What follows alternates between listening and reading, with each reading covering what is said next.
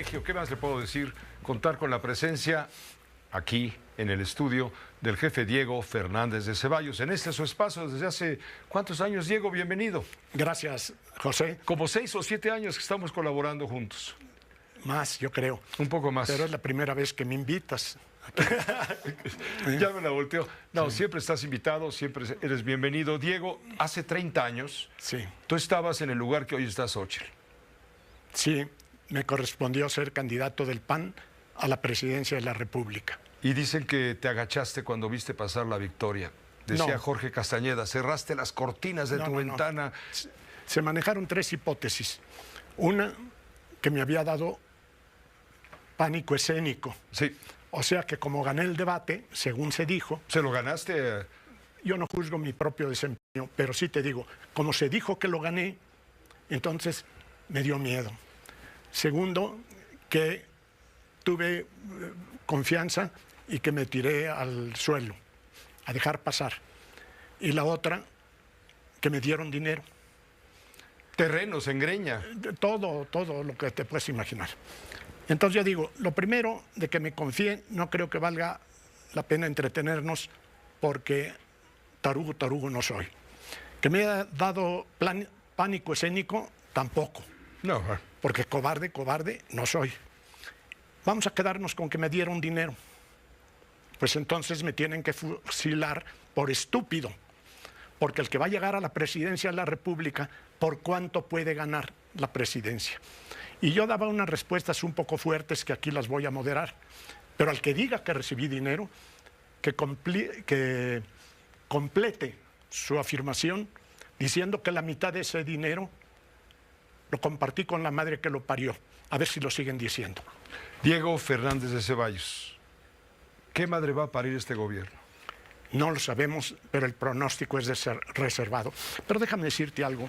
Mira, yo en lo personal estoy muy tranquilo por una razón. He luchado con todas mis fuerzas por México y por sus instituciones. Yo no traigo ningún sentimiento de culpa, ni tampoco resentimientos u odios. Es más, me propongo, desde luego, respetar el resultado electoral que digan las autoridades, pero también respetar a la próxima presidenta de México en la medida que ella respete a los gobernados. Si no lo respeta, a mí no me merecerá ningún respeto. ¿Cómo proyectas el gobierno de Claudia Sheinbaum? ¿Como una repetición, una calca del gobierno de Andrés Manuel López Obrador? ¿Una copia mejorada, aumentada, un segundo piso de la 4T? ¿México está dispuesto a ello? Mira, yo creo que es muy difícil hacer pronósticos sobre el comportamiento futuro de una persona, que no es lo mismo cuando está calificada de corcholata a cuando está calificada de presidenta. No es posible asegurar si va a seguir siendo la corcholata del que la destapó o va a ir por sus propios caminos con las limitaciones que el caudillo le pueda imponer. Lo cierto es que vienen tiempos difíciles. Yo creo que lo primero que debemos hacer es reprochar a los partidos políticos de oposición a eso iba su comportamiento. No, yo traigo aquí una lista por si se te va alguno, ¿eh? Venga. Yo creo que los partidos políticos de oposición no le cumplieron a México. Y no me refiero a los militantes de los partidos, sino a sus dirigentes, porque más se preocuparon por estar jugando a las manitas calientes entre ellos, acomodarse en sus posiciones y desde luego proponerse a sí mismos para estar encabezando las listas en el Congreso como si fueran las flores más bellas del ejido. Eso no lo merece el PAN, el PRI ni el PRD, pero ya sucedió. Creo que los partidos políticos de oposición van a tener que entrar a un análisis muy serio, no de cuchillos largos, no de destrozarse entre nosotros, sino en todo caso de reflexionar qué podemos y debemos hacer por México. Pero también te quiero decir algo que me parece importante. Oigo a muchos comentaristas, y muchos de ellos de gran calidad, que afirman que la oposición está devastada, que está a punto de morir, que no significa nada en el escenario político. Eso no es cierto.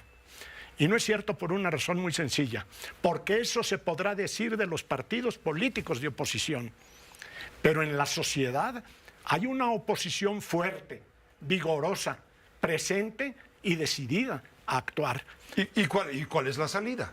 Eso es otro tema. Porque ya si los partidos han quedado en el ridículo, después de cultivar la cultura del mapachismo, de adelantarse, de proclamarse ganadores de una contienda. Yo creo que si los partidos políticos de oposición no se abrieron ni se van a abrir por alguna causa indebida a la sociedad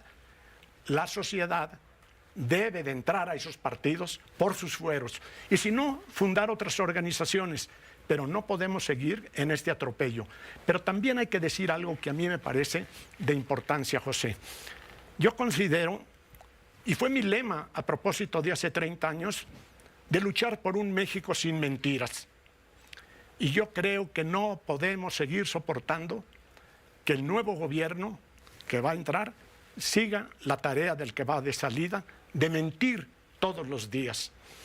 Así como te digo que la oposición no está debilitada ni moribunda, salvo que hablemos de los partidos, pero que en la sociedad hay millones de inconformes, millones de opositores que están presentes, indignados frente a esos partidos políticos y frente al gobierno que está de salida. ¿Qué cosa es lo que yo digo? A mí me preocupa, por ejemplo, que la señora Sheinbaum, a la que te digo que voy a respetar, si ella respeta al público, ya empezó con una mentira que no debe pasarse por alto. Acaba de decir que la mayoría del pueblo de México apoyó su proyecto. Eso es una falacia. Y voy a dar solo 3 datos. El pueblo de México lo conformamos 30 millones de mexicanos, sin contar los que están en Estados Unidos. 30 millones 130. de mexicanos. Sí, perdón, 130 millones de mexicanos. Ajá. De ellos, 98 estamos en el padrón electoral y por la señora Sheinbaum votaron 33. Ese no es la mayoría del pueblo.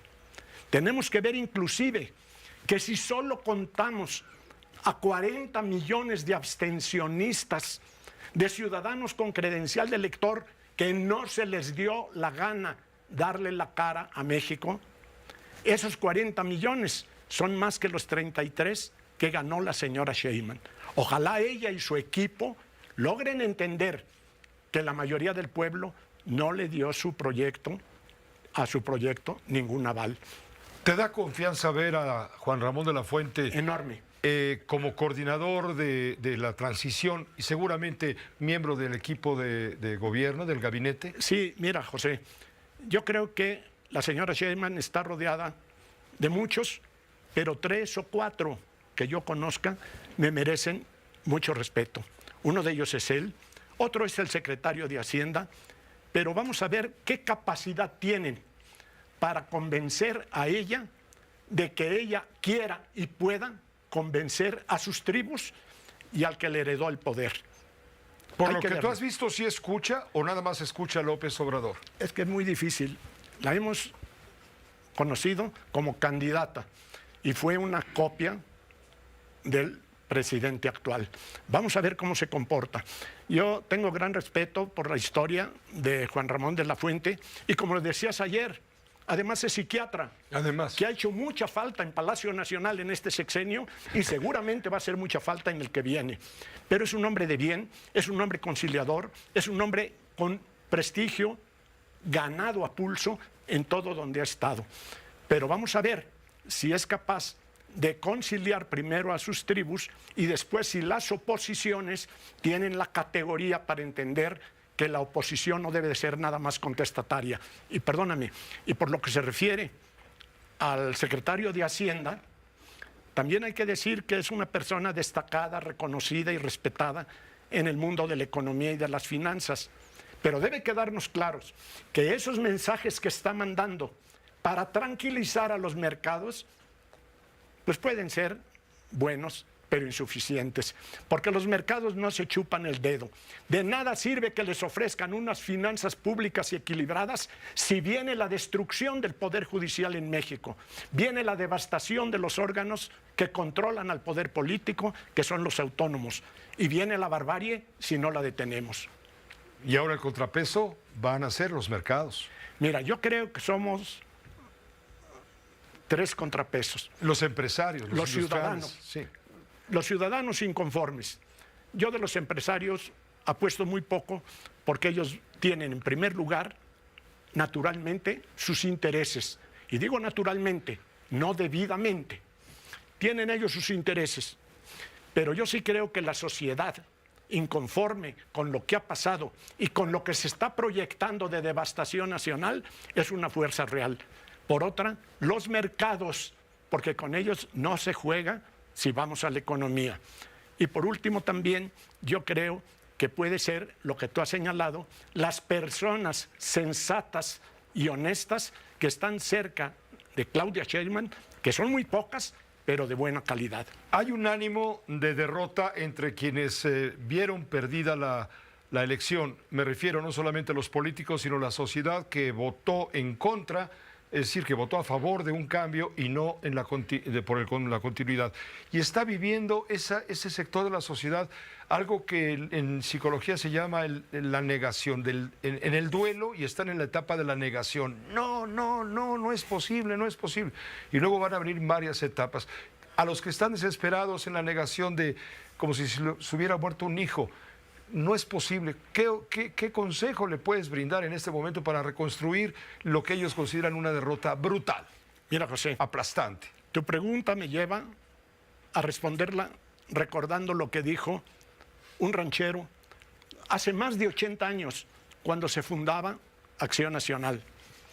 Cuando estaban en las primeras asambleas y cada uno de los delegados de la República informaba cómo iba avanzando en cada lugar el naciente Partido Acción Nacional, le tocó a un ranchero dar su informe y se concretó a decir: nosotros seguimos continuando.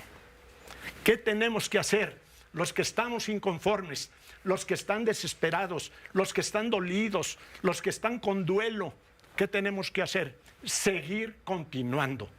Porque la historia de como el mariachi, como tú, como el mariachi, seguir cantando. No me descubras. Es que este desgraciado de José me preguntó al principio que cómo yo estaba. Y con otras palabras un poco más fuertes, le dije que como los mariachis, fregado, pero cantando. Sí, yo creo que hay que entendernos en esa lógica. Por una parte, qué bueno que sucedió todo esto para ver si responde de una vez por todas el pueblo. Una población que en gran parte está degenerada, está prostituida, está acobardada, está de pedigüeña, y tanto ricos como de clase media o de pobre ven a los gobiernos para preguntarles qué les pueden dar. Y otra cosa que es gravísima, ¿por qué tenemos tanta corrupción en el ámbito político? Porque la sociedad perdona a los políticos corruptos, a los mentirosos, a los truanes, y no solo ello, les aplaude.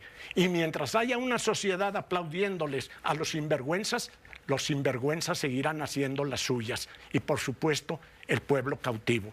El llamado a la juventud, que me parece muy importante, me da la impresión que no debe hacerse diciendo que la juventud es una maravilla y que están más allá del bien y del mal. En la juventud hay bueno, malo y regular. Hay personas, hay jóvenes muy nobles, muy entusiasmados, con un espíritu de lucha y de superar su destino. Pero también hay muchos perdiendo el tiempo en babosadas, en ocurrencias, en buscar lo fácil, y eso no sirve para nada. La juventud, como decía un gran jalisciense que fue don Efraín González Luna, es el momento del alba, a la hora del destino y en medio de la rosa de los vientos. Pues si están en el momento de su destino, en ese momento de destino, tienen que cobrar conciencia, porque mientras digan que los políticos son sinvergüenzas y no se meten a la política porque la política es corrupta, pues los políticos sinvergüenzas están felices al ver a la muchachada distraída y ocupada en banalidades. Creo que el llamado a la juventud debe de ser no para elogiarla, sino para exigirle, porque este país está muy dado a granjearse el voto de los pobres, de las mujeres, de los necesitados y de todo mundo ofreciéndole dádivas. No, yo creo que no hay, además de pedirles que ejerzan sus derechos, por encima de todo, que cumplan sus responsabilidades. Gracias, Diego. Como A siempre, ti. esta es tu casa. Y espero que sea hasta pronto. Gracias. Yo Muchas venía gracias. preparado porque si me tratabas mal, no regresaba. Muy bien. Gracias, José. Al Y contrario, gracias gracias a a ti. todo tu equipo, que es estupendo. Que es tu equipo, además. Y que no sé cómo te aguantan tanto. No sé si es porque son masoquistas o porque tienen mucha necesidad. Gracias, José. Gracias, Diego. Bienvenido. Que te vaya Gracias. muy bien. Gracias.